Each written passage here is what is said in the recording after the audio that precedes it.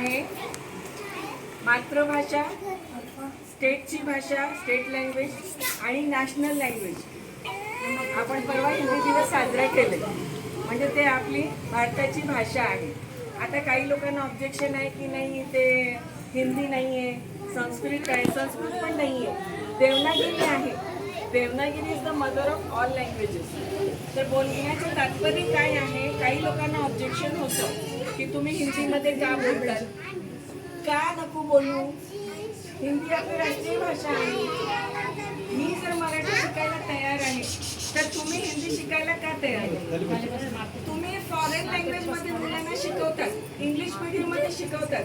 मी English medium शाळा चालवते आणि हिंदी बोलायला ऐकायचं आहे, नाही इंग्लिशमध्ये बोला पण हिंदी नको बोला, ही कुठली पद्धत आहे? सगळे लँग्वेजेस बोलायचे।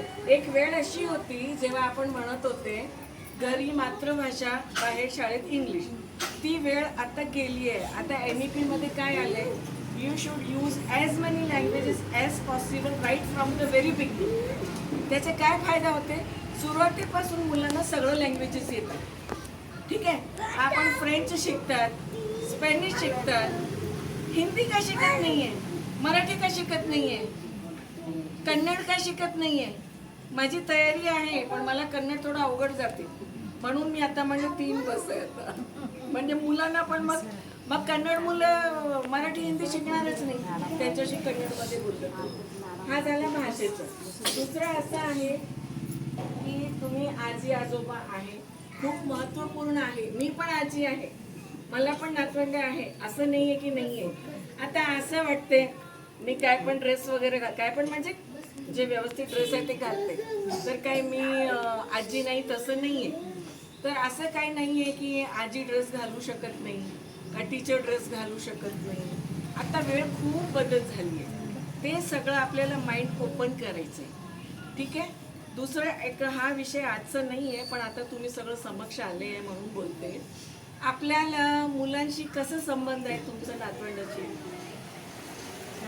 प्रत्येकाचं वेगळं असतं। नाही, एक एक सांगा, आजोबा लोक कमी सांगा, तुम्ही सांगा। माझं Mahendra as a friend, as a friend. अच्छा, व्हेरी गुड। आजोबा तुम्ही सांगा, कार्तिकीचं कसं आहे? कार्तिकी मला सोडून हलत नाही, अहो, मंदिरला गेलं तर सर्व पब्लिक तिला पाहते, मी जसं करतो तसं शरणाव। आता एक सांगू, ह्याला म्हणतात एक्सेसिव्ह लव्ह, ते नको झालं पाहिजे। म्हणजे कसं आहे, मुलांना तुम्हाला सोडून दुसऱ्याकडे इन्सिक्युरिटी वाटते। मुलांना प्रेम करा, सुरक्षा द्या, पण एवढं प्रेम नको करा की ते तुमच्यातच गुंतून राहते, त्यांनी बाहेरच्या जगाला बघणारच नाही, मला आजोबाच पाहिजे। प्रेम मागून करा। आपले देव आपल्याला कसं करते, समर्थ काय म्हणते, तर ते माया लेकरूचा खाऊ नाही गाठला, पिऊ नाही गाठला तर ते आमच्या पैसे येत नाही। ते गाडी चालू झाली की चालू पाठ टाका, कशासाठी आपण आपले सेवा करतो, समर्थ महाराज काय म्हणतात, मी तुझ्या पाठीशी आहे ना। आपलं कसं आहे सर, आपण दोघं आलेले नातवंडाला बघितलं की टेन्शन मुक्त होतो, आम्ही ह्यांच्याशीच खेळत बसतो। किसके अच्छा, वो बड़ा बच्चा देख के ये आपके पास ही पढ़ाई किया है पहला। क्या नाम है बच्चे का? ये श्रीनव। श्रीनव पहले सपना। यहाँ हो था। हो हो। अभी ये कितवी भी आहे है। आता? ये पहिलीला आहे। येतं आहे इथे। मला थोडक्यात असंच बोलायचं आहे, मुलांना लाड करा, पण खूप असं नको की मीच आहे मग दुसऱ्या जगात कुणाकडे ऍडजस्ट होत। दुसरं मी पालकांच्या तर्फे एक विषय काढते, म्हणजे आई वडिलांतर्फे थोडा मुलांना कंट्रोल करा। तुम्ही थांबलेले टीचर, त्यांच्या पालकांचं काय म्हणणं आहे, समजा मुलं डबा खात नाही, समजा अभ्यास करत नाही, सरळ म्हणतात आजी आजोबा लई लाड। बोला, हा प्रॉब्लेम आहे का? आई वडिलांचं काय कंप्लेंट आहे? आम्ही तर म्हणतो होमवर्क करा, आजी आजोबा म्हणते जाऊ दे, लाड करतात, खूप लाड मध्ये त्यांना काही करायला देत नाही। बोला ना, तुम्ही पण बोला ना, खूप लाड करतात का मुलांना? लाड पण करायचं आणि रागवायचं। मी म्हणते रागवूच नका, पण एक्सेसिव्ह लाड नको करा। लाड कसं की म्हणजे त्यांना सुरक्षाचं कवच पाहिजे तेवढंच, एवढं लाड नाही की जगात मीच आहे, दुसरं तुझं कोणीच नाही। हा लाड देवबाप्पाकडे सोडा. त्यांनी म्हटलं जगात तुझं मीच आहे. आपण जगात भरपूर लोक आहे आपल्याला, बाहेरचे लोक आहे, टीचर आहे, मित्र आहे, मग मुलं दुसऱ्याचे जुळत नाही. आणि लाड कसाचं, अभ्यासाचं लाड करायचं नाही. म्हणजे मला जास्त प्रॉब्लेम शाळांमध्ये काय येते की अभ्यास मुलं करत नाही, पालक सरळ म्हणतात आई आजी आजोबा लाड करतात, मुलं ऐकत करत नाही. म्हणजे मारायचं नाही, त्यांना समजवा की अभ्यास पण एक ऍक्टिव्हिटी आहे, हा पण तुमचा भाग आहे तुमच्या डेली रुटीनचा. हे केलं तरच तू मोठा होईल, तू हुशार होईल. हे पहिला दुसरा नंबर सोडा, ती वेळ आता गेली रँक सिस्टमची.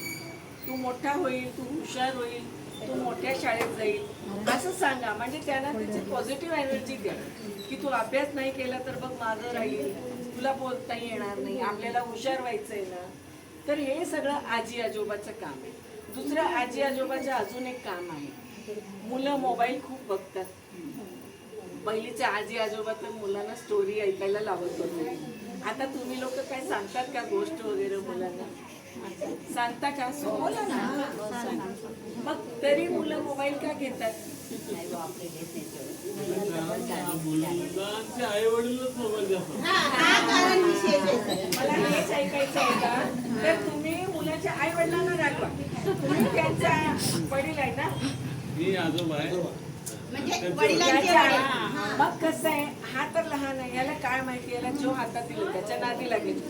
बिस्किट दिलं बिस्किटच्या नादी लागेल. चॉकलेट जोपर्यंत आपण देणार नाही त्यांना काय माहिती चॉकलेटची काय वस्तू असते. जोपर्यंत मोबाईल दाखवला नाही त्यांना काय माहिती. ठीक आहे, तर त्यांचं तुमचं मुलाला रागवा, नातवाला नको. समजलं की काय करतो मी आहे ना मोबाईलच्या जागी, असंच बोलायचं मी आहे ना. आणि गेम्स वगैरे आणा. मुलांना एकटं सोडू नका. एकटं सोडले की ते मोबाईल बघतात, स्वतः गुंतून जातात, त्यांच्या माइंड ब्लॉक होऊन जाते. त्यांच्या माइंड ऍक्टिव्ह ठेवण्यासाठी पहिली उलट जास्त गेम्स होते. आमची मुलं खूप खेळली. माझ्या शाळेत भरपूर गेम्स आहेत. मी त्यासाठी भरपूर पालकांना म्हणले टॉय लायब्ररी लावा. काय त्यांच्या डोक्यात कन्सेप्टच क्लिअर होईना. आणि 300 रुपये महिन्यात तुम्हाला कुठे टॉय लायब्ररी मिळणार का?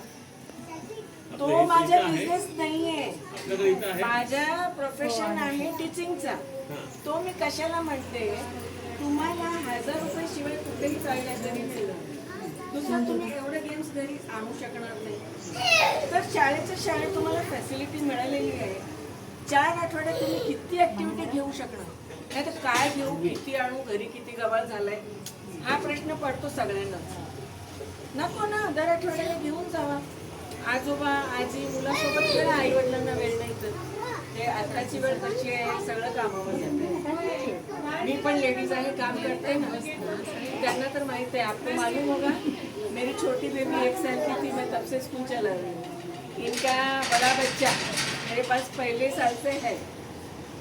तो मेरी बेटी मैं यूनिफॉर्म पहना के बैग लगा के ऊपर भेजती थी. किसी को मालूम ही नहीं पड़ा कि ये मेरी बच्ची है क्या. उसको एक चाटा लगाती थी, वो मेरा गेम है, तेरा नहीं है, स्कूल का है, सब लोग खेलने का. तो वो ऐसा स्कूल में एडजस्ट हो गई. स्कूल के टाइम मेरे को मम्मी बोलना नाही. किती दिवसानंतर पालक काय एकमेकांना म्हणले असेल की मॅडमची मुलगी आहे, हो कोणती मुलगी आहे. मी तर कधी तुमच्या जवळ बघितलं, मी कसं जवळ घेणार, शाळेच्या वेळेस तुला जवळ घेणार. त्या मुलांना दुःख वाटणार की नाही.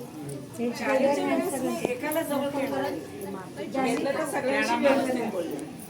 ठीक आहे, तर हे थोडंसं मला रिक्वेस्ट आहे.